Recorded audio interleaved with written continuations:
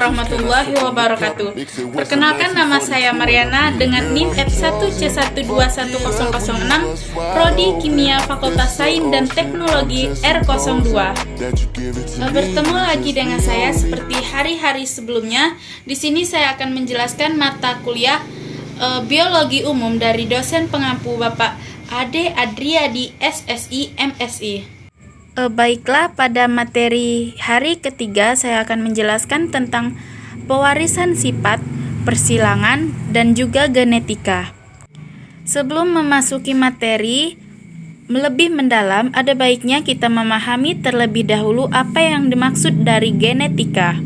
Baiklah, genetika adalah cabang ilmu biologi yang mempelajari tentang tata cara penurunan sifat dari induk kepada keturunannya atau anakan.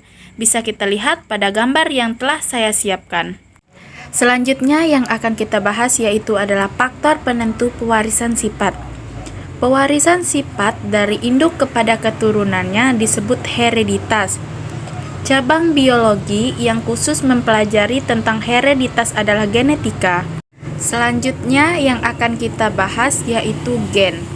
Gen adalah sepasang DNA yang membentuk sifat tertentu atau membawa ciri tertentu. Gen terletak di dalam kromosom. Kromosom terletak di dalam inti sel.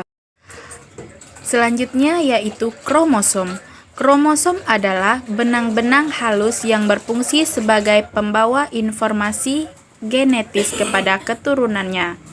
Atau kromosom adalah struktur pembentuk batang yang terdapat di dalam inti sel atau organel sel tertentu yang mengandung gen.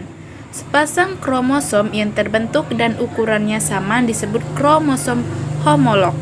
Bisa dilihat dari gambar yang tertera di slide. Selanjutnya, kromosom terdiri atas dua bagian yaitu kepala dan lengan kromosom. Kepala kromosom disebut sentromer dan lengan kromosom atau lokus merupakan badan kromosom yang di dalamnya terdapat gen. Bisa kita lihat dari gambar yang saya tera di samping, yaitu gambar lengan dan juga sentrosolnya. Bentuk-bentuk dari kromosom yaitu metasentrik, subtasentrik, akrosentrik, sentromer, dan juga lengan. Selanjutnya yaitu adalah tipe kromosom. Satu, kromosom tubuh atau autosom, yaitu kromosom yang menentukan ciri-ciri tubuh. Dan yang kedua yaitu adalah kromosom kelamin atau gonosom, yaitu kromosom yang menentukan jenis kelamin pada individu jantan atau betina pada manusia pria atau wanita. Misalnya pada kromosom lalat buah yaitu Drosophila. Yaitu Drosophila melanogaster.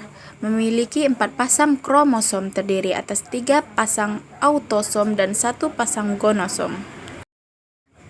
Macam-macam kromosom sel kelamin manusia, yaitu kromosom akan menempati sebuah sel dan sel tersebut memiliki kromosom yang berbeda.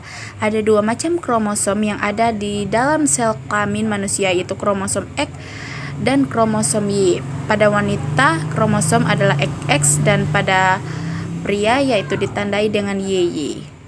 Jumlah kromosom. Inti sel tubuh dan inti sel kelamin suatu organisme mempunyai jumlah kromosom yang berbeda. Kromosom yang terletak di dalam inti sel tubuh bersifat diploid atau 2N berpasangan, sedangkan di dalam inti sel kelamin atau gamet bersifat haploid N, yaitu tidak berpasangan. Jumlah kromosom pada sel tubuh manusia sebanyak 46 kromosom atau 23 pasang. Sedangkan pada sel kelaminnya atau sperma ovum ada 23 kromosom. Istilah-istilah genetika. Yang pertama yaitu adalah gen. Gen adalah segmen tertentu DNA yang ada di kromosom yang menentukan sifat keturunan tertentu.